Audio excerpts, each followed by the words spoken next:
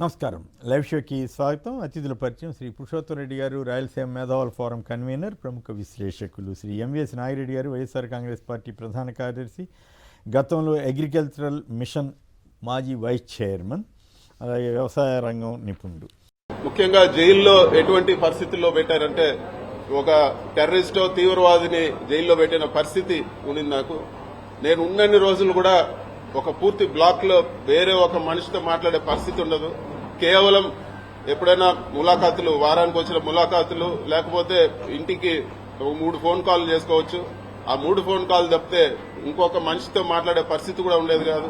మొత్తం CC camera నిఘా, ఎవరు చూస్తా ఉన్నారో ఆ సీసీ కెమెరాలో తెలియదు. విజయవాడలో కూడా ఆ సీసీ కెమెరాలో చూడగలుగుతారని చెప్పేవాళ్ళు. అధికారులు కూడా నాతో మాట్లాడేదానికి భయపడేవాళ్ళు. అసలు ఎవరు కూడా దగ్గరకు వచ్చే పరిస్థితి లేదు. ఒక దారుణమైన పరిస్థితిలో జైల్లో పెట్టడం జరిగింది. ఒక ఏదో టెర్రరిస్టు పక్కన వాళ్ళతో మాట్లాడితే ఏదైనా ఇబ్బంది వస్తుందనే పరిస్థితులు అక్కడ కల్పించడం జరిగింది. కానీ ఇవన్నీ కూడా ధైర్యంగా ఎదుర్కోవాలని డిసైడ్ అయినాం కాబట్టి ఇవన్నీ కూడా ఏకోసారి కూడా పట్టించుకున్న పరిస్థితి లేదు. రైట్. మిగతా వీడియోలు చూడటానికి ముందుగా మిథున్ రెడ్డి గారు చేసిన సంచలనాత్మక వ్యాఖ్యలు. ఒక టెర్రరిస్ట్గా చూశారు. 3 సార్లు లోక్సభ సభ్యుడిగా ఎన్నికై, ఆయన తండ్రి గారు 7 సార్లు కదా, 7 సార్లు ఎమ్మెల్యే, మంత్రిగా చేసిన వ్యక్తి కుటుంబానికి సంబంధించిన మిథున్ రెడ్డి గారి పట్లే ఈ ప్రభుత్వం రెడ్ బుక్ రాజ్యాంగం ఈ రకంగా వ్యవహరించిందా అన్న విమర్శలకి అవకాశం ఎందుకు ఇస్తున్నారు? ముందుగా పురుషోత్తం రెడ్డి గారు చెప్పండి, మిథున్ రెడ్డి గారు చేసిన వ్యాఖ్యలు నిజంగా చాలా ఆంధ్రప్రదేశ్ ప్రజానీకానికి అది భయపెట్టేలాగా లేవు ప్రభుత్వ తీరు? కొమ్మినేని గారు, అందరికి నమస్కారం. బేసిక్గా మిథున్ రెడ్డి గారు నిన్న కేసుకు సంబంధించి కానీ చాలా డిప్లొమాటిక్ గా కోర్టు ఎంతవరకు చెప్పిందో అంతవరకే స్పందిస్తూ మాట్లాడారు. చాలా హుందాగా, మొదటి నుంచి కూడా మిథున్ రెడ్డి గారు చాలా హుందాగా చాలా మితంగా మాట్లాడే పర్సనాలిటీ. అయితే వారిని దాదాపు 70 రోజులు జైల్లో పెట్టారు. ఈ సందర్భంగా తన అనుభవాలు చెప్తూ ఒక తీవ్రమైన అలిగేషన్ చేశారు. అదేంటంటే, నన్ను ఒక ఖైదీగా కూడా చూడకూడదు, ముద్దాయి మాత్రమే, ఆరోపణలు ఎదుర్కొంటున్న వ్యక్తి తప్ప శిక్షపడిన వ్యక్తి కాదు. శిక్షపడిన ఖైదీలకే హక్కులు ఉంటాయి. అలాంటిది ఆరోపణలు ఎదుర్కొంటున్న వ్యక్తి పట్ల ఎలా ఉండాలి? దానికి భిన్నంగా ఒక 3 సార్లు పార్లమెంటు సభ్యుడు, లోక్సభ పక్ష నాయకుడు అట్లాంటి వ్యక్తి పట్ల ఒక టెర్రరిస్ట్ గా చూశారని బహిరంగంగా అలిగేషన్ చేసినాడు. ఖచ్చితంగా దీనికి వ్యవస్థ సమాధానం చెప్పాలి. అంటే ఎవరైతే దీనికి బాధ్యులు ఉన్నారో సమాధానం చెప్పాలి. ఆయన చెప్పింది కరెక్టా కాదా? చెప్పకపోతే ఒక రాంగ్ మెసేజ్ వెళ్ళిపోతుంది. ఇప్పుడు మిథున్ రెడ్డి గారు అంత బెయిల్ మీద వచ్చిన మిథున్ రెడ్డి అంత గట్టిగా మాట్లాడంటే ఏం జరుగుతుంది? కాబట్టి ఇది చాలా ప్రమాదకరం కదా. అంటే మాకు శిక్ష పడిన తర్వాత కోర్టులు శిక్షించాల్సింది పోయి విచారణ పేరుతో మేమే శిక్ష చేస్తామంటే ఇంకా వ్యవస్థలు ఎందుకు? కాబట్టి ఖచ్చితంగా మిథున్ రెడ్డి గారు లేవనెత్తినటువంటి అంశానికి వ్యవస్థలో ఆన్సర్ చేయాలి, ఖచ్చితంగా ప్రజలకు సమాధానం చెప్పాలని మాత్రం ఖచ్చితంగా చెప్పగలరు. రైట్. నాగిరెడ్డి గారు సార్, యాక్చువల్గా వాళ్ళున్న వ్యవస్థని అద్దం పట్టేలా వాళ్ళ మిథున్ రెడ్డి గారు మాట్లాడిన విషయం ఉంది. అంటే ఆయన లోక్సభలో పార్లమెంటరీ నాయకుడు, ఎప్పుడూ కూడా ఎక్కడ కూడా మిథున్ రెడ్డి గారు ఇట్లా తొందరపడి మాట్లాడారు, లేకపోతే ఎవరి మీద అయినా తూలి మాట్లాడారు అని చెప్పి ఎక్కడ ఇంతవరకు ఒక సింగిల్ ఇన్సిడెంట్ కూడా లేదు. సో ప్యానల్ స్పీకర్గా లోక్సభలో ఉన్న వ్యక్తి. సో ఆయన చేసిన ఎలిగేషన్లో ఒక టెర్రరిస్ట్గా నన్ను చూశారు. అధికారులు నాతో మాట్లాడాలి అంటే భయపడిన పరిస్థితి. అట్లాగే సీసీటీవీ కెమెరాలు నిఘా లోపల రూమ్లో పెట్టిన తర్వాత ఇంకా సీసీటీవీ కెమెరాలు నిఘా మరి ఆయనకు ఒక్కరికే పెట్టారా, లేకపోతే జైలు అంతా సీసీటీవీ రూమ్లో పెట్టరు, బయట పెట్టారు, అదే కారిడార్లో పెట్టారు. ఆ కారిడార్లో నుంచి ఎక్కడ ఎవరు చూస్తున్నారో తెలియని పరిస్థితి అనే దానికంటే ఆయనకి ఆ కారిడార్లో ఎందుకు పెట్టారంటే మాట్లాడుతున్నారా, లేకపోతే ఆయనకి ఏమైనా భోజనం ప్యాకెట్ అందిస్తున్నారా, లేకపోతే ఇటువంటి ఏది కూడా జరగకుండా ఉండటానికి చేసిన కార్యక్రమం ఇది. చట్ట ప్రకారంగా మీరు జైల్లో నిబంధనల ప్రకారం సోషల్ యానిమల్ కదా, మనిషి నలుగురితో మాట్లాడాలి, నలుగురితో మాట్లాడుతున్నారా అనేది సైకలాజికల్ గా ఎవరు లోపలికి అరెస్ట్ చేసి లోపల పెట్టినా సరే బెయిల్ వచ్చే వరకు వాళ్ళని భయపడే విధంగా చేస్తున్నారు అనేది ప్రతి వ్యక్తులు చేస్తుంది. ఇది అయితే మంచి విధానం కాదు. అప్రకటిత ఎమర్జెన్సీ నడుపుతున్నట్టుగా రాష్ట్రంలో ఉంది. ఇది ఎమర్జెన్సీని మించిన ఇది నడుస్తుంది. మిథున్ రెడ్డి గారు గట్టిగా నిలబడతానంటున్నాడు. మిథున్ రెడ్డి గారే కాదండి, ఇప్పుడు మీరు వెళ్ళారు, బయటకు వచ్చారు, మీ యాక్టివిటీలో ఏమీ ఇది కాలేదు. సో కాకాని గోవర్ధన్ రెడ్డి గారు వెళ్ళారు, బయటకు వచ్చారు, ఆయన యాక్టివిటీలో ఏమీ ఇది కాలేదు. ధనంజయ రెడ్డి గారు బయటకు వచ్చి అక్కడే అప్పుడు జరిగిన పరిస్థితులే చెప్పారు. సో ఇటువంటి దాంతో మానసికంగా ఏదో చేయగలుగుతామని అనుకోవటం వైఎస్ఆర్సీపీ నాయకులు అనేది మాత్రం అది భ్రమేనండి. కాకపోతే ప్రజాస్వామ్యంలో ఇది మంచి పద్ధతి కాదు. సో ఇది ఎవరున్నా అధికారంలో ఎవరున్నా సరే ఇటువంటి విధానాలు మంచిది కాదు. ప్రజలకు ఒక భయభ్రాంతులకు గురి చేయటం. డెమోక్రటిక్ కంట్రీ, డెమోక్రసీ అంటే మనమేం పాకిస్తాన్ లాంటి డెమోక్రసీ కాదు. దిగిపోయిన ప్రతి ప్రధానమంత్రి అక్కడ ఉరిది పడతాడు. మన భారతదేశంలో జైలుకి వెళ్తారు, ఉరిదీసిన ప్రధానమంత్రులు ఉన్నారు అక్కడ. దానికి కానీ అటువంటి సిచ్యువేషన్స్ కాదు ఇక్కడ మనం అంటే ప్రతి వ్యక్తికి కూడా వాళ్ళ స్వాతంత్రం ప్రధానం, వ్యక్తి స్వాతంత్రం, వాక్ స్వాతంత్రం ప్రధానంగా నడిచే దేశంలో ఇటువంటి విధానాలు మాత్రం మంచిది కాదు. జగన్ ఆరోపణ చేసింది సామాన్యమైన వెళ్ళిన వ్యక్తి ఎవరో కాదు, అదే లేకపోతే ఒక సిల్లి దీని మీద ఏదన్నా దొంగతనం కోర్టులో వాదనలు. సో ఇటువంటిది వైఎస్ఆర్సీపీ నాయకుల మీద కేవలం మానసిక ఒత్తిడిని ఎట్లా తీసుకురావాలి, అట్లాగే నిన్న లోక్సభలో కూడా ప్రస్తావిస్తారా ఈ విషయాలన్నీ? అది లోక్సభ నిబంధనలను బట్టి ఉంటుందండి. నిన్న రామచంద్రారెడ్డి గారు కూడా మా కుటుంబాన్ని రాజకీయాల్లో నుంచి వెళ్ళిపోవటానికి, అట్లాగే మిథున్ రెడ్డి గారు కూడా చెప్పారు, మా అమ్మా నాన్న మీద మానసిక ఒత్తిడి తీసుకురావడానికి నన్ను ఇది చేశారు. ఎందుకంటే ఏ తండ్రి తల్లిదండ్రి అయినా సరే కొడుకు అట్లా ఇదిలోకి వచ్చినప్పుడు తట్టుకోలేరండి. సో వాళ్ళు కావాలని ఆ విధానంలోకి నడుస్తున్నారు అనే విధానంలోనే ఇప్పుడు ఆయన చెప్పింది ఉంది. అది ఇప్పుడు పురుషోత్తమ రెడ్డి గారు చెప్పినట్టుగా అది వాస్తవమా కాదా అనేది ఆ యంత్రాంగం దానికి సమాధానం ఇవ్వాల్సిన అవసరం ఉంది. మీరు లేదు ప్రజాస్వామ్యంగా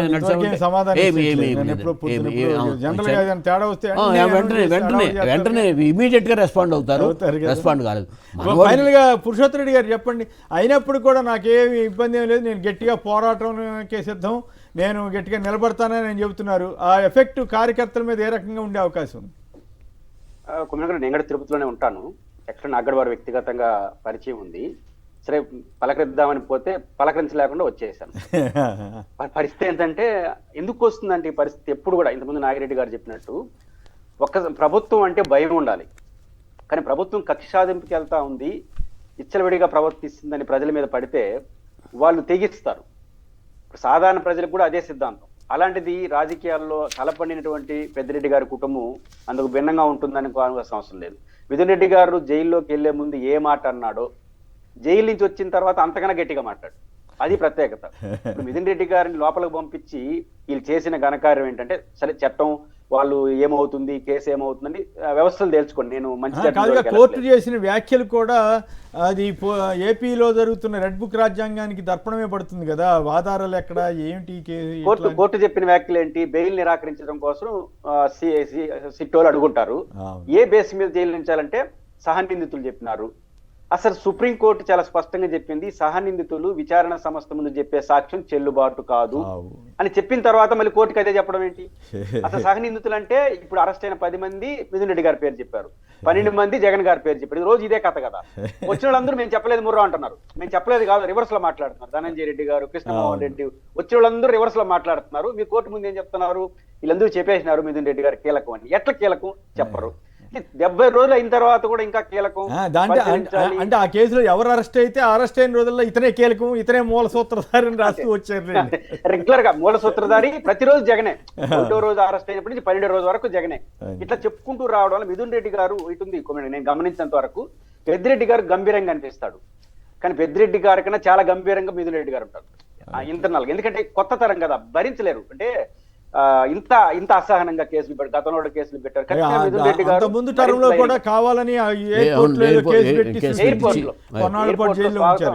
ఎయిర్పోర్ట్ లో స్వాగతం లాంటిది కార్యక్రమాలు వచ్చినప్పుడు తోసులాడుకున్నారు, దానికి పెట్టి జైల్లో పెట్టేసినారు. కాబట్టి ఆ అనుభవాలు ఆయనకున్నాయి. కాబట్టి మిథున్ రెడ్డి గారు మరింత రాటు తేల్తారు. మిథున్ రెడ్డి గారు ఇతర పార్టీలో బాగా తెలుసు కోమినేని గారు. ఇప్పుడు ప్రపంచానికంతా మిథున్ రెడ్డి ఇంతనా అని అర్థమైంది. అంతమించి మీరేం సాధించింది లేదు. 70 రోజులు ఏమి సాధించినట్టు? కాబట్టి పార్టీ కార్యకర్తలు ఇప్పుడు మిథున్ రెడ్డి గారు అరెస్ట్ ప్రభుత్వం ఉద్దేశం మామూలుగా ఏముంటుంది కోమినేని గారు, అరెస్టులు చేస్తే భయపడిపోతారని. నేను చెప్పాను కదా, అట్లా పోతూ ఉంటే పోలే అక్కడ కళ్ళలేకొచ్చి. అంటే అర్థం ఏంటి? అరెస్టులు పెరిగేసరికి వైసీపీ శ్రేణుల్లో పట్టుదల పెరుగుతా ఉంది. ఇది మీరు సాధించింది. పురుషోత్తమ రెడ్డి గారు, మీరు కూడా నిజాలే చెబుతుంటారు కదా సాధ్యమైనంత వరకు. మరి మీకు కూడా ఇట్లాంటి సమస్యలు వస్తున్నాయా? ఇప్పుడు రామ్నాథ్ గారు చెప్పారు జగన్ గారిని అందరూ గుర్తు చేసుకునే పరిస్థితి అని. సో సంక్షిప్తంగా వాట్ ఈజ్ యువర్ కామెంట్? ఇప్పుడు తులసిచంద్ గారు కానీ లేదా సాయి గారు కానీ, ఇందాక రమేష్ చేసిన వ్యాఖ్యలు విన్నాం. ఇటువంటి వాస్తవాలు చెబితే ఇబ్బంది అవుతుందా? అందుకోసమే ఈ సోషల్ మీడియాని కంట్రోల్ చేయడానికి కొత్తగా కమిటీని వేశారా? మరోవైపు ఇక్కడ ఓన్లీ కాకీ బుక్ అని మొహాటం లేకుండా చెప్పారు ఎవరు, మన తెలంగాణ కొత్త డీజీపీ గారు. ఇక్కడ రెడ్ బుక్ లేదు, ఏముండవు అని చెప్పారు. అంటే తెలంగాణ ఏపీలో ఉన్న రెడ్ బుక్ రాజ్యాంగాన్ని పరోక్షంగా వ్యంగ్యంగా చెప్పినట్లా, లేదు ఇక్కడ కాకీ అంటే రూల్స్ మాత్రమే ఫాలో అవుతామని చెప్పడం ఆంధ్రప్రదేశ్ కనీసం పోలీస్ వ్యవస్థకు ఒక సందేశాన్ని ఇచ్చినట్లు అనుకోవాలా? ఓవరాల్గా సోషల్ మీడియా మీద కొత్త కమిటీని వేసి ఏ రకంగా ఏం చేయబోతున్నారు మీ అనుభవం కానీ, లేదా ఈ కొత్త కమిటీ పైగా రెడ్ బుక్ అమలు చేస్తుందే లోకేష్ గారు రెడ్ బుక్ అని అందరూ చెబుతుంటే ఇప్పుడు మళ్ళీ కొత్తగా ఏం అరాచకాలు ఏం చేయాలి వీళ్ళు అంటే నా ప్రశ్న ఏమంటే ప్రభుత్వాలు చెప్పి అబద్ధాలను ప్రశ్నిస్తేనే ఇట్లా చేస్తారా? మరి జగన్ గారి మీద మొన్న చూశాను, మొన్న ఎవరో చెప్తుంటే ఆశ్చర్యపోయింది. ఇది ఏంటది ఆ డబ్బులు పరకామణి మీద జగన్ గారిని ఆపాదిస్తూ తెగ వేశారట టీడీపీ మీడియాలో. మరి అలాంటి వాటిని తీసుకునే అవకాశం ఉందా లేదా? ఓవరాల్గా ఈ పరిస్థితి మీద కొత్తగా రాబోతున్న సోషల్ మీడియాని అణచివేతకు తీసుకుంటున్న చర్యలు కానీ, ఇక్కడ తెలంగాణ డీజీపీ గారు చేసిన ఆసక్తికరమైన కాకీ రూల్ మాత్రమే బుక్ రూల్ మాత్రమే ఉంటుందని చెప్పడం కానీ, సోషల్ మీడియా యాక్టివిస్టులు బాధపడుతున్న తీరు కానీ, ఈ మూటి మీద మీ అనుభవంతో సహా చెప్పండి. కొమ్మిడి గారు, బేసిక్గా తెలంగాణ డీజీపీ గారు ఉద్దేశం ఏదైనా కావచ్చు, ప్రజలు అలా రిసీవ్ చేసుకుంటున్నారు. తెలంగాణ ఉండాల్సింది కాకి బుక్ తప్ప రెడ్ బుక్ కాదు అని ప్రజలు అనుకుంటున్నారు. ఇది ఇంపార్టెంట్. ప్రభుత్వం కల్పించాల్సిన తెలంగాణ డీజీపీ ఏమన్నాడు, ఆయన ఏమన్నాడు కాదు. ఆయన అన్న కామెంట్ ని తెలుగు వాళ్ళందరూ ఇది రెడ్ బుక్ కాదు అది కరెక్ట్ అని చెప్పి అనుకునే పరిస్థితి వచ్చారంటే ప్రజలకు అలా రిసీవ్ చేసుకుంటున్నారు మన వాళ్ళని ప్రభుత్వం అనుకుంటే మంచిది. రెండు అంశం మీరు అన్నట్టు, రెండు అంశాలు కులము, సోషల్ మీడియా ప్రస్తావన తెచ్చే ముందు కులానికి సంబంధించి ఈరోజు హోంమంత్రి గారు స్వయంగా ఇద్దరు గురించి ప్రస్తావించారు. వాళ్ళు డైరెక్ట్ గా ఏంటంటే వాళ్ళు రెడ్లు కాకపోతే కమ్మోల పేరుతో మాట్లాడుతున్నారు అని ఒకతను, ఆయన చివరికి నా కులం ఇదని సర్టిఫికేట్ చూపించుకోవాల్సిన పరిస్థితి వచ్చింది. పాయింట్ ఏంటంటే నేనేమంటానంటే ఇప్పుడు కమ్మ అయితేమి రెడ్డి అయితేమి అభిప్రాయాలపైన హోంమంత్రి గారు స్పందించాలి తప్ప అది నిజమా కాదా, కరెక్ట్ బాగా చెప్పారు, అది నిజమా కాదా అని చెప్తే బాగుంది స్పందించాలి. ఇంకోటి కూడా చెప్తాను కొమ్మినేని గారు, మీరు ఒక కులం నాదొక కులం, మనం చెప్పినట్టు మన కులాలు వింటాయా? మనం చెప్పింది నచ్చితే వింటారు తప్ప మనవాడు చెప్పినాడు కాబట్టి మనం అందరూ అదే ఫాలో అవుతాం అంత. పట్టికి ఈ రెండు కులాలు చాలా చైతన్యవంతమైన కులాలు, సామాజికంగా ఆర్థికంగా రాజకీయంగా చైతన్యవంతమైన వాళ్ళు, స్వతంత్రంగా ఆలోచించే ఈ కులాలు ఎవరో ఒక యూట్యూబ్ లో పెట్టే అంటే ఉద్దేశం ఏంటంటే ఇండైరెక్ట్ గా హోంమంత్రి అనిత గారు ఏమన్నా తెలుగుదేశం పార్టీ కమ్మ పార్టీ అని చెప్పదలుచుకున్నారా? అంటే కమ్మలతో పేరు చెప్తున్నారంటే ఇట్లా అనుకుని చెప్పదలుచుకున్నారు, అర్థం కావట్లేదు. కాబట్టి ఈ అసెంబ్లీ స్థాయికి ఇట్లా కులాల ప్రస్తావన తేవడం అనేది సరైనది కాదు. వాళ్ళు ఆలోచించుకుంటే మంచిది. దీనికి కొనసాగింపు సోషల్ మీడియా చూడాలి. ఇప్పుడు కొమ్మినేని గారు ఒక కమిటీ వేశారు, వేసుగారు బాగుంది. దాని అన్ని రెఫరెన్స్ చూస్తా ఉంటే చాలా భయం ఉంది, వాళ్ళకే భయం ఉంది. దీంట్లో ఏదైనా పొరపాటున ఒక పదం ఆడితే ఏమన్నా కోర్టుకి వెళ్ళి స్టే తెచ్చుకుంటారు. ఎందుకంటే సుప్రీంకోర్టు చాలా స్పష్టంగా చెప్పింది, సోషల్ మీడియాలో భావ వ్యక్తీకరణ పైన షరతులు ఉండకూడదు, కేసులు పెట్టకూడదు, అరెస్టులు చేయకూడదు అని చాలా స్పష్టంగా సుప్రీంకోర్టు మార్గదర్శకాలు ఉన్నాయి. కాబట్టి సోషల్ మీడియాని కంట్రోల్ చేస్తాం, సోషల్ మీడియాని పర్యవేక్షిస్తామని పదాన్ని వాడేస్తే ఎక్కడ మళ్ళీ ప్రారంభ దశలోనే దీన్ని స్టే చేస్తారని భయపడి అంత మానిటరింగ్ సోషల్ మీడియాని మంచి అంటే ప్రొటెక్షన్ అంట. సోషల్ మీడియా వాళ్ళకి ప్రొటెక్షన్, దాంట్లో నేను టర్మ్స్ చూసా, సోషల్ మీడియాలో పనిచేసే వాళ్ళకి ప్రొటెక్షన్ అంట. ఏ సోషల్ మీడియాలో పనిచేసే వాళ్ళకి ప్రొటెక్షన్ అర్థం కావట్లేదు, కానీ అవన్నీ టర్మ్స్ చేస్తున్నాను. నా పాయింట్ ఏంటంటే కొమ్మినేని గారు, ప్రభుత్వం భయపడతా ఉంది.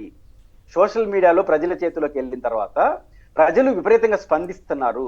కాబట్టి ప్రభుత్వానికి చేసే తప్పులు ఎత్తి చూపిస్తున్నారు. ఒక ఇద్దరు సోషల్ మీడియా కార్యకర్తల్ని అసెంబ్లీలో హోంమంత్రి గారు ప్రస్తావించారు అంటే ఎంత అసహనంతో ఉన్నారు, ఎంత భయంతో ఉన్నారని నిదర్శనం అదే. ఇద్దరు ఇప్పుడు చూసారా మీరు అసెంబ్లీ చరిత్రలో ఇద్దరు సోషల్ మీడియా యాక్టివిస్టుల్ని అసెంబ్లీలో ప్రస్తావించడం, దీని రిఫ్లెక్షన్సే ఈ రోజు కమిటీ. నేనేమంటానంటే దీంతో మీరు ఎదుర్కోలేరు, అది అయ్యే పని కాదు. మీరు హోంమంత్రి గారికి భయపడే వాళ్ళు ఇద్దరు మళ్ళీ వీడియో పెట్టుకుంటారా? మళ్ళీ వివరణ ఇచ్చారు హోంమంత్రి గారు ప్రకటన చేసేసి, అంటే ప్రజల్ని రెచ్చగొట్టినా అణిచివేయాల్సిన మరింత రెచ్చిపోతారు, మరింత ఐక్యం అవుతారు అనేది వాళ్ళు గుర్తించాలి. రెండోది, ఎందుకు అబాస్పాలు అవుతున్నారు కొమ్మినేని గారు? ఇప్పుడు ఉదాహరణకు మెడికల్ కాలేజీ లైవ్ ఎగ్జాంపుల్ చూద్దాం. మెడికల్ కాలేజీ జగన్ గారు ఒక కాన్సెప్ట్, ప్రభుత్వ రంగంలో 17 మెడికల్ కాలేజీలు ఉండాలని. మీరు ఇంకో కాన్సెప్ట్ తీసుకున్నారు, ఆ కాన్సెప్ట్ కన్నా కట్టుబడండి, మేము ప్రైవేటీకరణ అది చెప్పకుండా దాన్ని సమర్థించుకోసం అసలు జగన్ 17 తేలేదు, అసలు కట్టలేదు.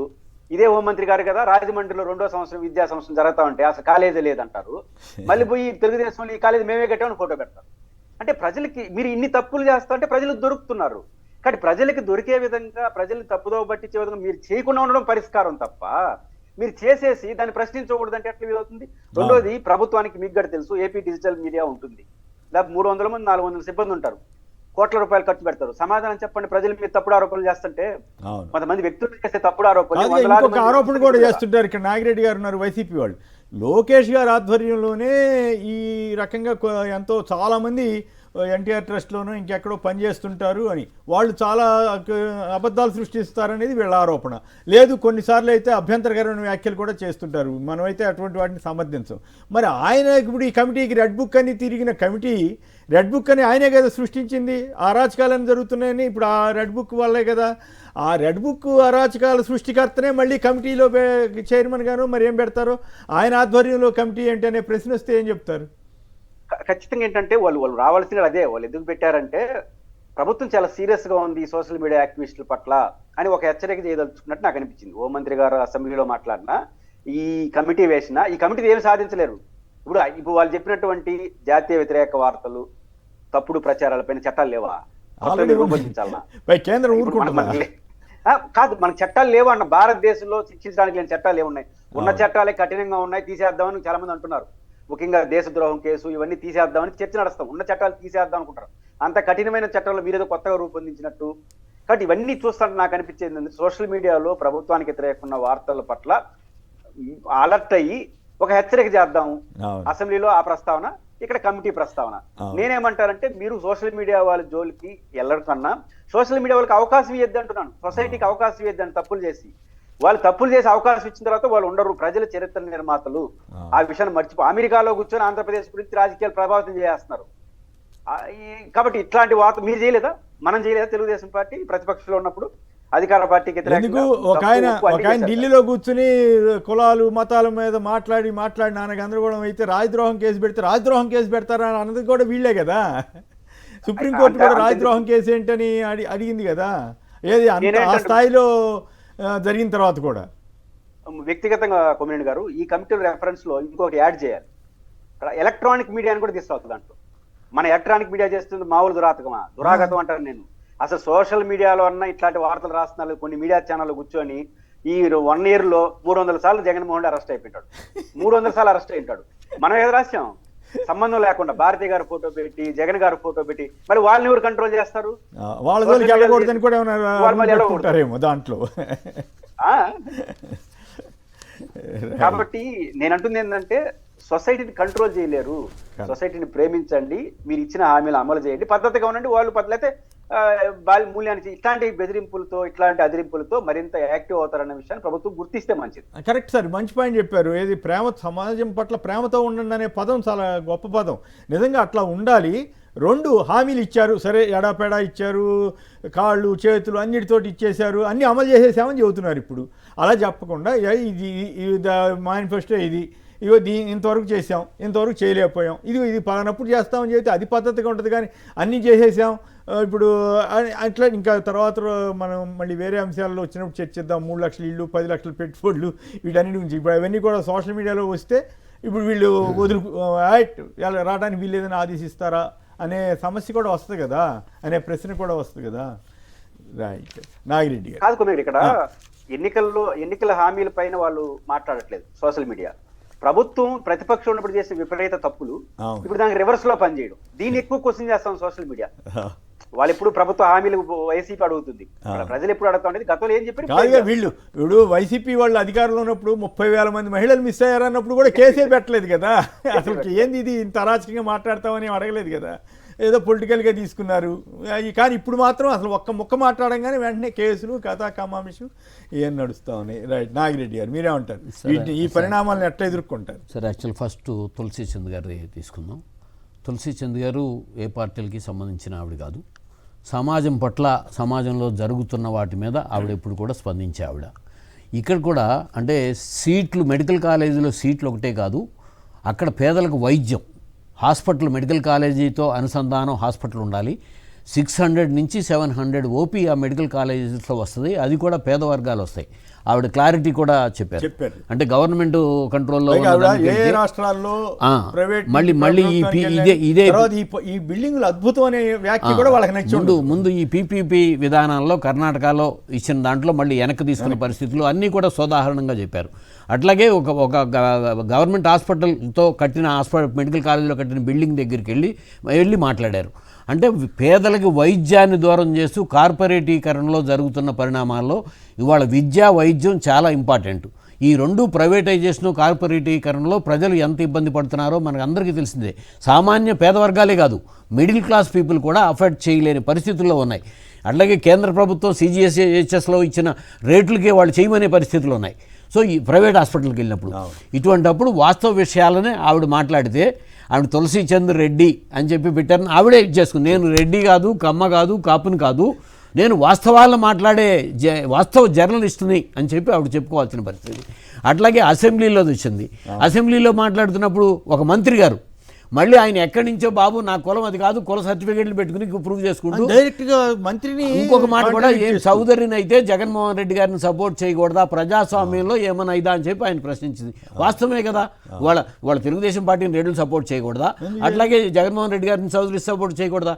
ఇది రాజకీయంలో స్వాతంత్రం, డెమోక్రసీలో ఉండవలసిన దాన్ని వాళ్ళ మంత్రులుగా మాట్లాడటం అనేది చాలా ఇదైంది. రెండు సోషల్ మీడియాలోకి వచ్చేటప్పటికి ప్రధానంగా ఏంటంటే, ఇప్పుడు యూరియా షార్టేజ్తో ఎక్కడికక్కడ లైన్లోనే నుంచున్నారు. కృష్ణా జిల్లా ఘంటసాలలో ఒక నుంచున్న ఫోటోని జగన్మోహన్ రెడ్డి గారు ట్వీట్ చేస్తే దాన్ని ఫేక్ అని చెప్పి వెంటనే చంద్రబాబు నాయుడు గారే మాట్లాడారు. కానీ అదే రోజు ఆంధ్రజ్యోతి పత్రికలో మా కృష్ణా జిల్లా ఎడిషన్లో అదే ఫోటోతో ఆర్టికల్ ఉంది. మరి ఆంధ్రజ్యోతి మీద మాట్లాడలేదే. సోషల్ మీడియాలో యూరియా మీద కామెంట్లు పెడితే కేసులు పెట్టిన కేసులు ఉన్నాయండి. అంటే ఒక పక్క ఎక్కడొస్తుందంటే సమస్య, సూపర్ 6 సూపర్గా అమలు చేసేసాం. వాళ్ళు వెంటనే అయ్యా మహిళలు 18 సంవత్సరాలు దాటిన మహిళలకు నువ్వు ఇస్తానన్నది ఏది అని పెడుతున్నారు, 1500 చొప్పున. అట్లాగే నిరుద్యోగ భృతి ఏది అని చెప్పి పెడుతున్నారు. అట్లాగే మొదటి సంవత్సరం నువ్వు ఇస్తానన్న రైతు భరోసా 20,000 వెయ్యి, ఆ బాకీలు వెయ్యి అని చెప్పి పెడుతున్నారు. సో 3 సిలిండర్లు ఇస్తానన్నా మొదటి సంవత్సరం 1 సిలిండర్ ఇచ్చావు, ఎంతమందికి కట్ చేసావు అని చెప్పి పెడుతున్నారు. అంటే వీటిని తట్టుకోలేక అసహనంతో వీటన్నింటినీ తీసుకొచ్చే పరిస్థితి.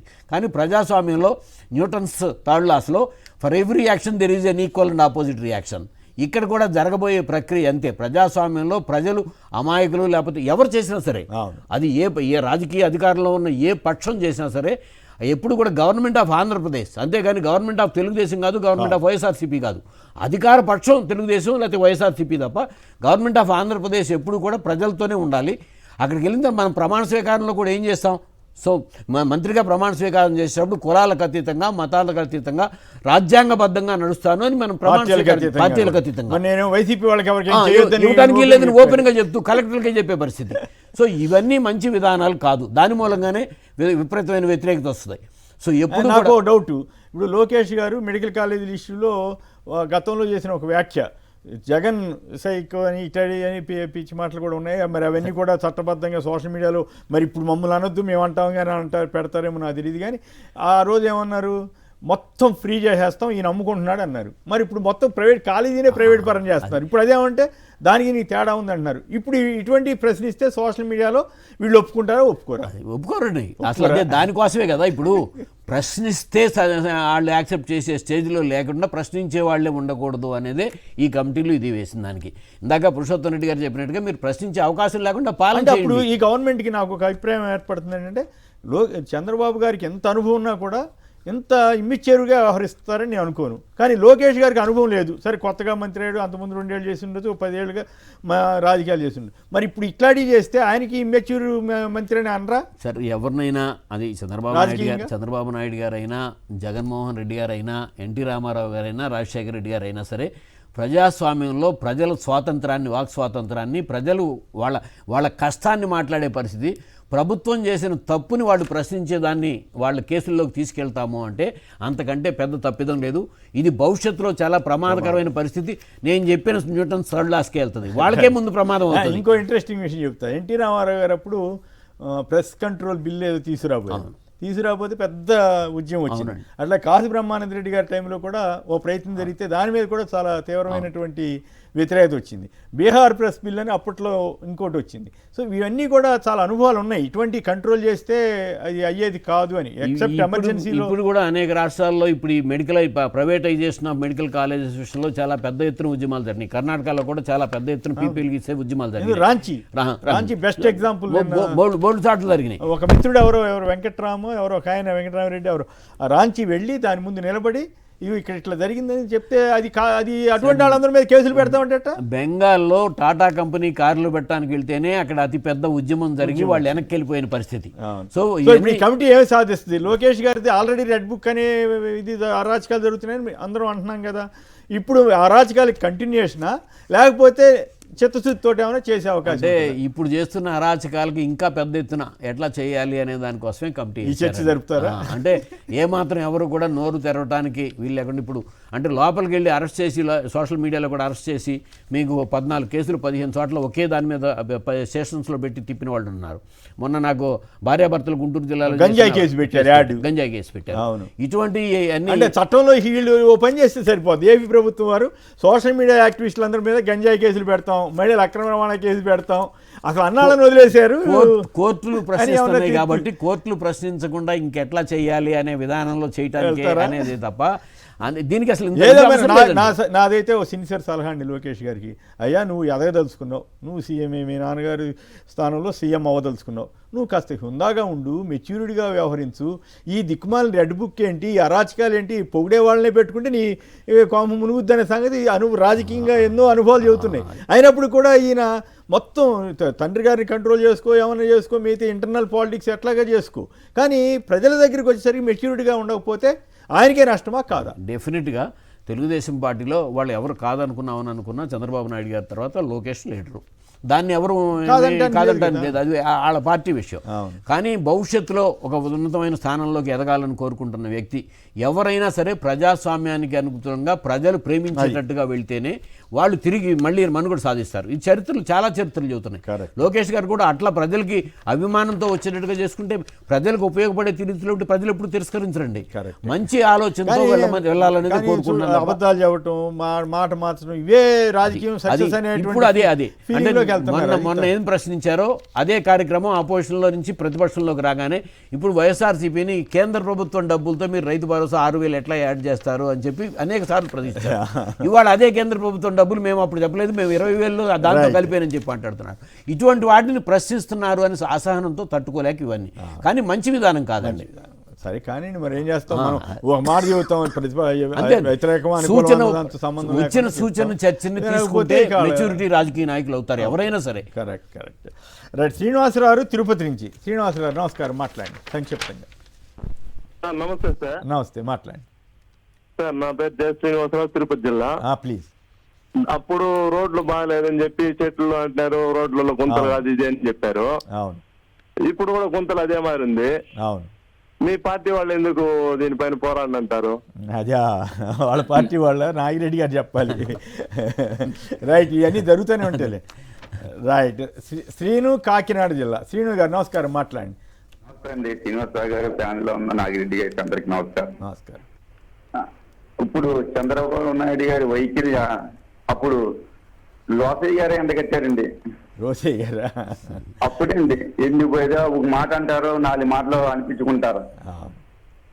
ఆయన పరిపాలన ఇప్పుడే కాదండి, గతంలో రాజశేఖర రెడ్డి గారు ఉన్న కాంచి కూడా ఓ మాట అంటారు, 2 మాటలు అనిపించుకుంటారు. ఆయన పరిపాలనే కాదు. ఇక్కడ చిన్న టెక్నిక్ ఒకటి ఉంది.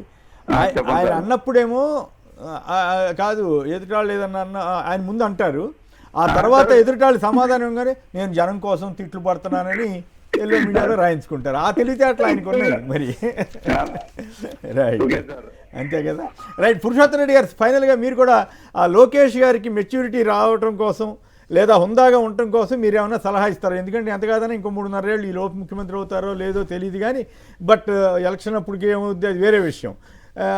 ఈ 3 ఏళ్ళు ఈయన అధికారంలో ఉన్నంతకాలం హుందాగా ఉండటానికి మీరు ఏమైనా సూచన చేస్తారా? ఇట్లాగే ఈ రెడ్ బుక్ అరాచకాలతో ఆయన అప్రదిష్ట పాలవ్వాలని మీరు చెప్తారా? లోకేష్ గారికి రెడ్ బుక్ అన్నది ఆయన రాజకీయ జీవితానికి రెడ్ సిగ్నల్ కాకుండా చూసుకోవాలి. ఎందుకు అంటున్నంటే లోకేష్ గారికి మెచ్యూరిటీ ఉంది, మెచ్యూరిటీ లేక కాదు. ఆ మెచ్యూరిటీ దేనికి ఉపయోగించుకుంటున్నాడు, ఏ రూట్ లో పోవాలనుకుంటున్నాడు అనేది ఆయన ముందున్న ప్రశ్న. ఇప్పుడు ఎంత కాదన్న కొమ్మినేని గారు కొన్ని పర్సనాలిటీస్, కొన్ని పేర్లు ఉంటాయి. రాజశేఖర రెడ్డి గారు ఒక ఆరోగ్యశ్రీ, ఒక గ్రేటర్ హైదరాబాదు, ఒక శంషాబాదు గుర్తొస్తాయి. జగన్ గారు ఇచ్చిన మాట నిలబెట్టుకోవడం, సంక్షేమ పథకాలు. చంద్రబాబు నాయుడుకి ఎంత కాదన్నా ఒక హైటెక్ సిటీ, ఒక అడ్మినిస్ట్రేటివ్ గుర్తొస్తుంది. లోకేష్ గారు అంటేనే గుర్తొచ్చే పాయింట్ ఏది? Red book. ఇది ఆయన రాజకీయ జీవితానికి ఉపయోగపడుతుందా? కాబట్టి మీ ముద్ర తొలి ముద్రే రెడ్ బుక్ అని పడితే మీరు ఏం చేస్తున్నారని తర్వాత డిఫరెంట్ ఇష్యూ. లోకేష్ గారు అంటానే రెడ్ బుక్ అనే గుర్తొచ్చేస్తే అది మీరు రాజకీయ జీవితానికి రెడ్ సిగ్నల్ అవుతుంది, ప్రత్యర్థికి కాదు. కాబట్టి లోకేష్ గారు అంటే ఒక యంగ్ టర్క్ గా వీళ్ళు గత అనుభవాలు దృష్టిలో పెట్టుకొని దీనికి ఒక విద్యారంగంలో మార్పులకి, కరికులంలో మార్పులకి, లేకపోతే ఒక కొత్త ఆవిష్కరణకి మీరు రిప్రజెంటేటివ్ గా ఉండాలి తప్ప ఒక రెడ్ బుక్ రిప్రజెంటేటివ్ అయితే ప్రతిపక్షం ఇప్పుడు బాగుంటుంది. ఇప్పుడు జగన్ గారు కూడా డిజిటల్ బుక్ ఇవన్నీ కూడా ఇప్పుడు బాగుంటుంది. కానీ రేపు అధికారం వచ్చింది పరిపాలన మీద శ్రద్ధ పెట్టకపోతే ఇది అసెప్ట్ కాదు. ప్రతిపక్షంలో హెచ్చరించారు, అధికారం వచ్చి అదే వ్యాపకంగా మారుతుంది. కాబట్టి లోకేష్ గారు రెడ్ బుక్ కాన్సెప్ట్ పక్కకు పెట్టకుండా దాని ఇంకా మాట్లాడినారంటే అది రాజకీయ జీవితానికి రెడ్ బుక్ అవుతుంది, రెడ్ సిగ్నల్ అవుతుంది. రెడ్ బుక్ ని పెట్టిన ఆయన్నే ఇప్పుడు సోషల్ మీడియా కమిటీకి పెడితే అది జనాన్ని హెకిల్ చేసినట్లా, లేకపోతే బెదిరించినట్లా, భయపెట్టినట్లా అనేది కూడా వస్తుంది కదా. అంటే లోకేష్ గారు కాకపోతే ఇంకోరు భయపెడతారు, అన్నిటికీ మీరు కేర్ ఆఫ్ అడ్రస్ అయిపోతుంది. అది పంచాయతీ. ఇప్పుడు ఈయన కాబట్టి ఇంకోరు భయపెడతారు. అంటే నాకు తెలియకుండా నేను జరగకూడదనే ఫీలింగ్ లో ఉన్నారో ఏం పాడు మరి. అలా ఉన్నారు కదా పరిస్థితి ప్రభుత్వంలో. ఆయన తెలియకుండా చంద్రబాబు గారి కన్నా తెలియకపోవచ్చు, కానీ ఆయన తెలియకుండా నేను జరగదంట కదా. అంటే చంద్రబాబు నాయుడు గారు కొన్ని బాధ్యతలు పక్కనోడికి ఇచ్చేస్తాడు, భారాలని. ఈయన అన్ని భారాలు వేసుకుంటాడు, ఈ భారాలని ప్రభుత్వ భారాలని ఈయన వేసుకుంటాడు. ఏం చేస్తాడు? మూసి అందాల రాశి నది సమగ్రాభివృద్ధి పనులకు త్వరలో శ్రీకారం చుట్టబోతున్నారట తెలంగాణ గవర్నమెంట్. అది 12లోగా రీఎంబర్స్మెంట్ ఇవ్వాలని చెప్పి ఈ కాలేజీల వాళ్ళంతా కూడా తెలంగాణ ప్రభుత్వానికి హెచ్చరించారు. మరి ఏపీలో ఎట్లా ఉందో.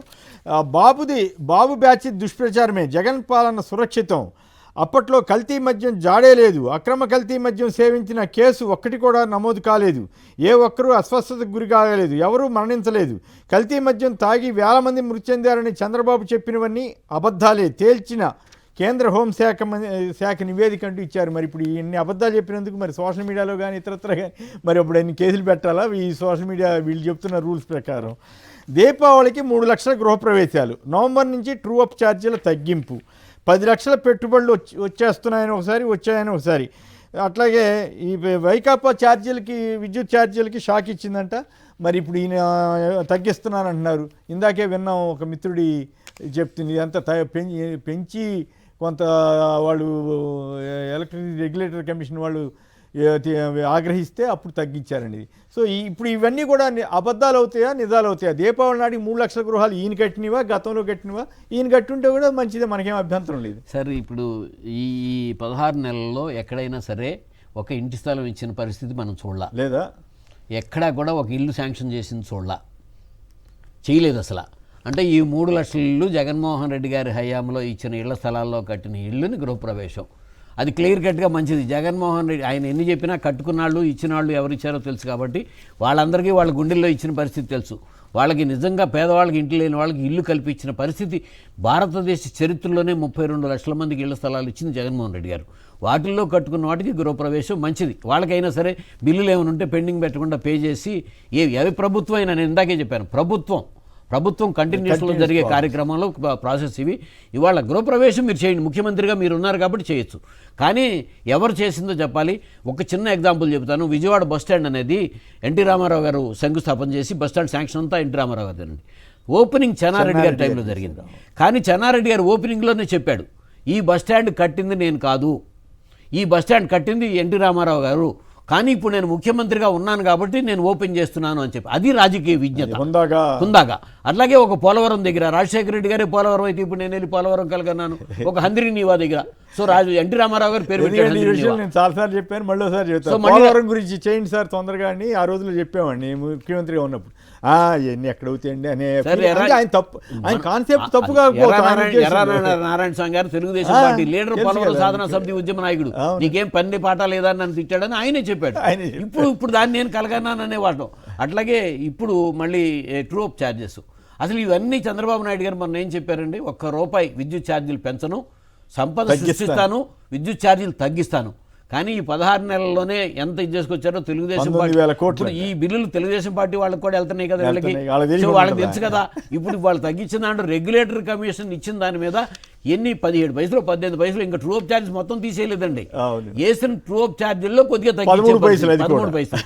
సో దీనికి ఏదో పెద్ద వేసిన ₹3 ₹4 యూనిట్కి వేసిన దాన్ని పోయి 13 పైసలు తగ్గించిన దాన్ని చెప్పుకున్నా వాళ్ళ బాధ తెలుసు పైగా కదా వాళ్ళు కట్టేవాళ్ళకి. నిజంగా ఇప్పుడు ఆయన మిత్రుడు చెప్పినట్టుగా గవర్నమెంట్ స్వచ్ఛందంగా నేను తగ్గించుకున్నా అని చెబితే పర్వాలేదు, వాళ్ళు వాయిస్తే ఏంది ఆ, మీరు చెప్పిన రెగ్యులేటర్ దానికంటే కమిటీ ఇచ్చిన దాని ఎక్కువ మీద వసూలు కాకుండా చేశారేంటి? ఇప్పుడు ఆయన చెప్పిన దాంట్లో కన్నా నిజంగా యూనిట్ ఛార్జీలు తగ్గించుకొచ్చి కరెంట్ బిల్లు తగ్గించుకొస్తే నేను చెప్పాను చేశానంటే అది ఎదురు రిసీవ్ చేసుకుంటారు.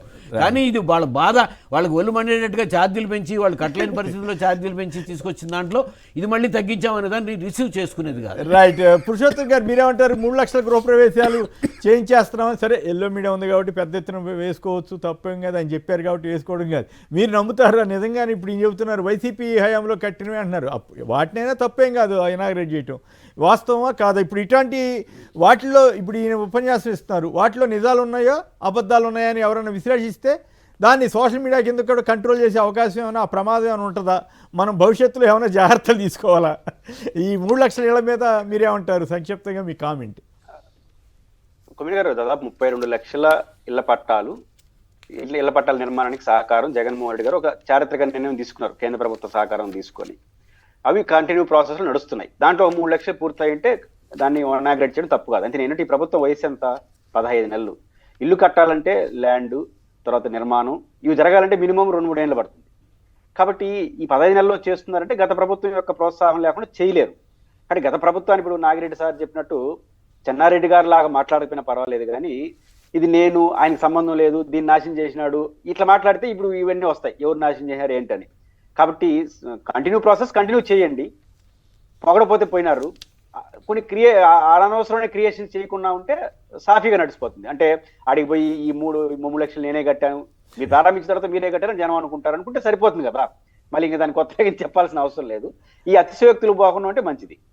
రైట్. సార్ పైడిపాలెం లిఫ్ట్ దగ్గరికి వెళ్ళి అవినాష్ రెడ్డి గారు వెళ్ళి ఎంపీగా అవినాష్ రెడ్డి గారు వెళ్ళి, సరే ఈ లిఫ్ట్ అంతా రాజశేఖర రెడ్డి గారు చేసింది, చివరికి పవర్ స్టేషన్ కూడా రాజశేఖర రెడ్డి గారి టైంలోనే కట్టింది, అప్పుడు నీళ్లు రిజర్వాయర్లోకి గండికోటలోకి రాలేదు కాబట్టి చేయలేదంటే ఆయన తోసేసిన పరిస్థితి, మైక్ లాగేసిన పరిస్థితి. అటువంటి విధానాలు మంచిది కాదు. ఏ government continuous process. Right. Gopal గారు శ్రీ సత్యసాయి జిల్లా నుంచి, నమస్కారం. మాట్లాడండి సంక్షిప్తంగా. ఎవరు అభ్యంతరకర వ్యాఖ్యలు చేయొద్దు దయచేసి. అందులో పైగా సోషల్ మీడియా కమిటీ కూడా వస్తుందంట, మంత్రుల కమిటీ. హలో, మాట్లాడండి. హలో సార్, కేసీఆర్ గారు. మీరు టీవీ వాల్యూమ్ తగ్గించుకు మాట్లాడాలి. టీవీ వాళ్ళు తగ్గించాలా?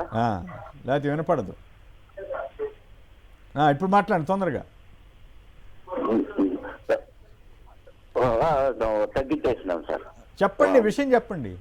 అవునవును సార్, ముందు కరెంట్ ఛార్జీలు మా ఇంటికి తక్కువ వస్తా ఉండే 92, 93, ఇప్పుడు 350 రూపాయలు వస్తుంది సార్. 100 రూపాయల లోపు వచ్చేది ఇప్పుడు 350 రూపాయలు వస్తుందా? 350. మరి చంద్రబాబు గారు నేను తగ్గిస్తున్నానని చెబుతున్నారు. ఆయన చెప్తాడా? ఆయన చెప్పింది ఏంటి? అంతేనా? అంతే సార్. ఆ జగన్మోహన్ రెడ్డి ప్రభుత్వం ఉంటేనే బాగుంటా ఉండే. Okay, right. ఓకే, మరొకరు లైన్లో ఉన్నారు. హలో, జయప్రకాష్ గారు, విజయవాడ. సార్, హ్యాపీ దసరా అండి. హ్యాపీ దసరా. నమస్కారం. సంక్షిప్తంగా. టిట్కో ఇళ్ళు ఇప్పుడు జగన్మోహన్ రెడ్డి ముఖ్యమంత్రిగా ఉన్నప్పుడు కోవిడ్ టైంలో పూర్తి చేయలేదు, కంటిన్యూస్ గవర్నెన్స్ ఫుల్ అడావుడ్ చేశారు. ఇప్పుడు 16 నెలలు అయింది. దాని గురించి ఏ పత్రిక, ఇంక్లూడింగ్ సాక్షి కూడా YCP full failure to highlight that. మరి 3 లక్షలు గృహప్రవేశాలు చేస్తున్నామని చెబుతున్నారు. ఆయన మొదలెట్టిందే అని చెప్పారు కదా. ఆయన ఎవరు, మన వెంకయ్య నాయుడు గారు ఏదో శాంక్షన్ చేస్తారు కొన్ని లక్షల ఇళ్ళు. ఆయన కేంద్ర మంత్రిగా ఉన్నప్పుడు వైసీపీ వాళ్ళు దాన్ని బొంద పెట్టేశారు అని చెప్పారు. ఇప్పుడు వీళ్ళు ఏం చేశారు? ఇప్పుడు దాకా దాన్ని ఇనాగరేట్ చేసిన ఆయన క్రెడిట్ వచ్చేది. ఇప్పుడు ఇంకోటి, YCP full trap of Chandrababu Naidu అసెంబ్లీలో అదేదో ఆయన పైన డెలిబరేట్ గా ఆయనతో మాట్లాడించి ఫుల్ డైవర్షన్ చేస్తారు సక్సెస్ఫుల్ గా. మీ అభిప్రాయం కరెక్ట్ కాదు. ఎందుకంటే బాలకృష్ణ అన్న ఆయన వల్ల మొత్తం తెలుగుదేశం పరువు పోయింది. చిరంజీవి గారిని అవమానించారు. పవన్ కళ్యాణ్ గారి యొక్క అసలు స్వరూపం కనీసం అన్నని అంత అవమానిస్తే కనీసం మాట్లాడలేకపోయారన్న విషయం ఎక్స్పోజ్ అయింది. ఇవన్నీ డైవర్షన్ కింద రావు మిత్రమా. ఇవన్నీ కూడా రాజకీయాల్లో ఇవన్నీ కూడా డైవర్షన్ చేసామని వాళ్ళు అనుకుంటే మీలాంటి వాళ్ళు భ్రమపడితే పడవచ్చు, కానీ జనం భ్రమపడతారని నేను అనుకోవట్లేదు. రైట్. పింఛన్ డబ్బులు ఇంటి పన్నుకు జమ, పండగ పూట పండుటాకులకు షాక్. ఇంటి పన్ను 100% వసూళ్లే సర్కారు లక్ష్యం. పింఛన్ పంపిణీపై గురి అంటూ వాళ్ళు రాస్తే, ఇంకోవైపు ఎల్లో మీడియా ఏం రాసిందంటే పెన్షన్లో ఏపీ టాప్, ప్రతి 10 మందిలో 100 మందిలో 13 మంది.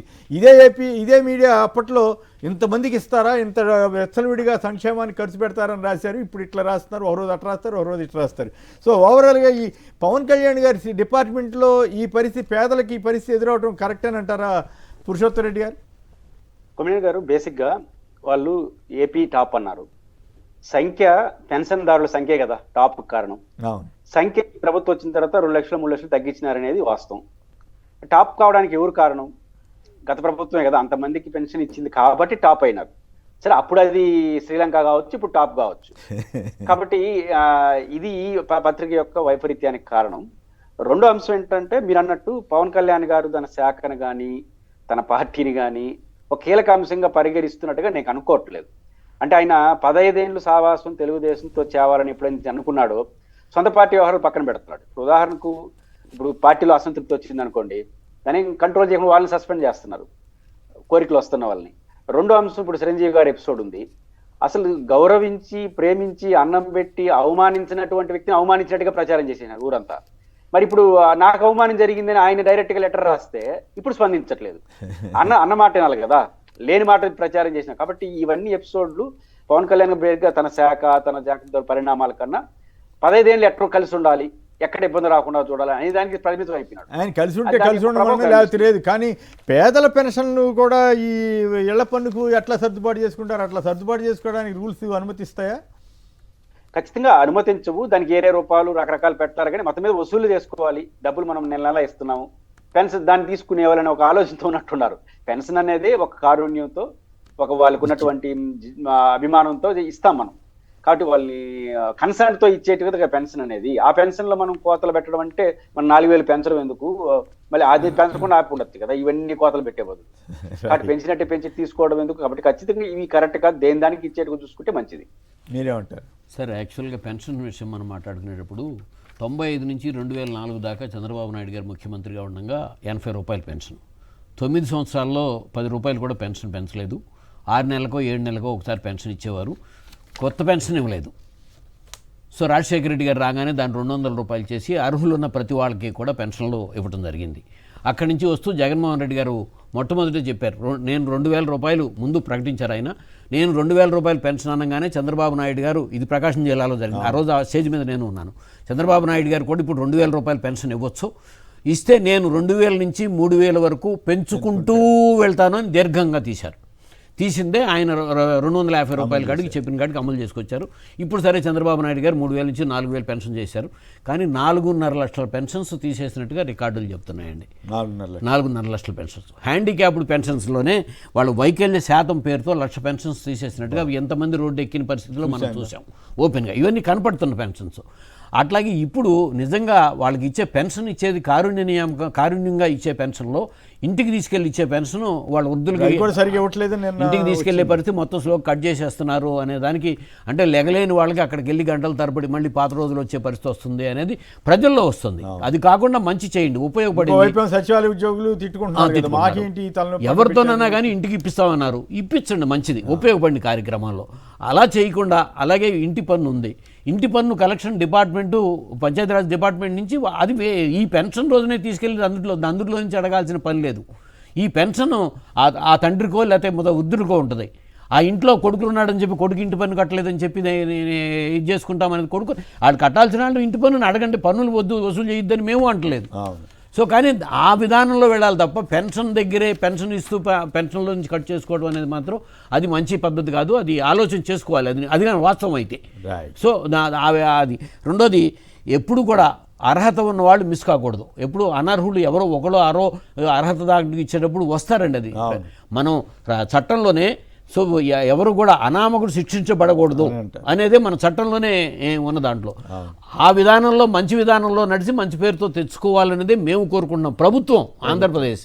సో పెన్షన్ ఇంటికి కాదు పవన్ కళ్యాణ్ గారు తన డిపార్ట్మెంట్ కదా, మరి ఇది పేదలకు అన్యాయం చేసినట్లు అవదా అనేది నా ప్రశ్న. సార్ మరి యాక్చువల్గా మరి పవన్ కళ్యాణ్ గారి డిపార్ట్మెంటు, కానీ ఎక్కడ కూడా పవన్ కళ్యాణ్ గారు దీంట్లో పాత్రగా కానీ జనరల్గా పంచాయతీరాజ్ డిపార్ట్మెంట్ లో కొన్ని వేల ఫైళ్ళు వస్తాయంటారు, వందల ఫైళ్ళు. Most powerful department. నాకు ఇదివరకు మన విద్యాధరరావు గారు వాళ్ళు ఉన్నప్పుడు చూసేవాడిని కదా, చాలా ఉంటాయి అంటారు, మెజిస్ట్రియల్ పవర్స్ ఉంటాయి ఇవన్నీ. మరి అయినా కూడా ఈయన ఎక్కువ అసలు ఎక్కడ జనరల్ గా నాయకులు హోము అది కోరుకుంటారు, కానీ ప్రజల్లోకి వెళ్ళటానికి పవర్ఫుల్ మినిస్ట్రీ పంచాయతీరాజ్.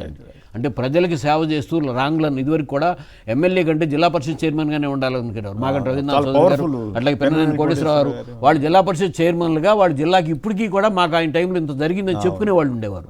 అంటే ఇది ఆ డిపార్ట్మెంట్ పవర్ఫుల్ డిపార్ట్మెంట్, ఎందుకంటే గ్రామీణ ప్రాంతాలకి ఉపయోగపడేదాకా చేయడానికి.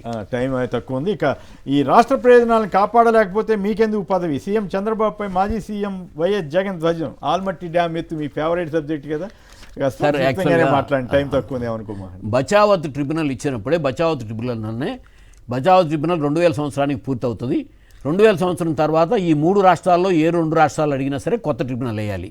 అట్లాగే అప్పుడు స్కీమ్ ఏ స్కీమ్ బిలో పైన ప్రాజెక్టులు లేవు కాబట్టి మనం స్కీమ్ ఏ కోరుకున్నాం. మిగులు జలాలని కొత్త మళ్ళీ ట్రిబ్యునల్ జడ్జిమెంట్ వచ్చేదాకా కూడా మిగులు జలాలు ఆంధ్రప్రదేశ్ హక్కు. కానీ దాంట్లో ఉన్న ప్రధానమైన అంశం ఏంటంటే కొత్త ట్రిబ్యునల్ వచ్చేటప్పటికి 75% పూర్తి అయిన ప్రాజెక్టులకు ప్రయారిటీ ఇవ్వమని చెప్పి ఆ ట్రిబ్యునల్ జడ్జిమెంట్లోనే ఉంది. కానీ ఎన్టీ రామారావు గారి పీరియడ్లో హంద్రీనివా పేరు పెట్టింది ఎన్టీ రామారావు గారు. కాదు ఇక్కడ చంద్రబాబు నాయుడు గారి 9 ఏళ్ల పాలనలో ఒక్క ప్రాజెక్టును కూడా మొదలు పెట్టకపోవటమే వాళ్ళ ఆంధ్రప్రదేశ్కి జరిగిన ఇంత పెద్ద అన్యాయానికి కారణం. అదే హంద్రీనివా పూర్తి చేసినా, గాలేరు నగరి పూర్తి చేసినా, వెలుగొండ పూర్తి చేసినా వీటన్నిటికీ అలాట్మెంట్లు వచ్చాయి. తెలుగుగంగ ఎన్టీ రామారావు గారు చేసిన తెలుగుగంగకు వాళ్ళు 25 టీఎంసీలు అలాట్మెంట్ వచ్చింది, అలాగే జోరాలకు అలాట్మెంట్ వచ్చింది. సో అవన్నీ వదిలిపెట్టి ఇవాళ అట్లాగే ఆయన పీరియడ్లోనే ముఖ్యమంత్రిగా ఉన్నప్పుడే దేవగౌడ ప్రధానమంత్రి నేనే చేశానని చెప్పాడు. ఆయన పీరియడ్లోనే ఆల్మట్టి మొత్తం 524 మీటర్లకి ఆల్మట్టి అప్పుడే పూర్తయిపోయింది. బాగల్కోట టౌన్ మునిగిపోతుంటే నవానగర్ పేరుతో కొత్తగా నిర్మాణం చేపట్టుకున్నారు, 60,000 కోట్లు ఇచ్చేసుకుని. ఇవన్నీ ఆంధ్రప్రదేశ్కి అత్యంత ప్రమాదకరం కాబోతుంటే మళ్ళీ 2014 నుంచి 19 5 సంవత్సరాల్లో ఒక సంవత్సరం 30 టీఎంసీలు మాత్రమే శ్రీశైలానికి వచ్చినాయి. డ్రింకింగ్ వాటర్ కూడా రాని పరిస్థితి.